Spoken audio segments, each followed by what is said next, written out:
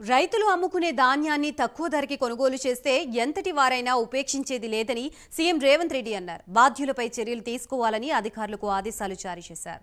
సీఎంతో పాటు పౌర సరఫరాల శాఖ మంత్రి ఉత్తమ్ కుమార్ రెడ్డి, సమాచార శాఖ మంత్రి పొంగులేటి శ్రీనివాస్ రెడ్డి ధాన్యం కొనుగోళ్లు, తాగునీటి సరఫరాపై సమీక్షించారు. రైతుల్ని మోసం చేసి మిల్లర్లపై కఠినంగా వ్యవహరించాలని సూచించారు. వ్యవసాయ మార్కెట్ యార్డుల్లో తక్కువ ధరకి ధాన్యం కొనుగోలు చేసే మిల్లర్లు, ట్రేడర్ల ట్రేడ్ లైసెన్స్ ని రద్దు చేయాలని, కస్టమ్ మిల్లింగ్ నిలిపివేసి బ్లాక్ లిస్ట్ లో పెట్టాలని సీఎం ఆదేశించారు.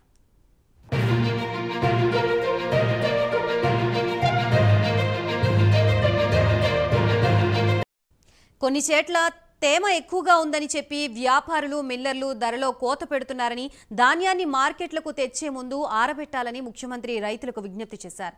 ధాన్యం ఆరబెట్టేందుకు మార్కెట్ యార్డుల్లోనే తగిన ఏర్పాట్లు చేయాలని, సీసీ కెమెరాలు ఏర్పాటు చేసి వడ్ల దొంగతనం జరగకుండా చర్యలు తీసుకోవాలని సూచించారు.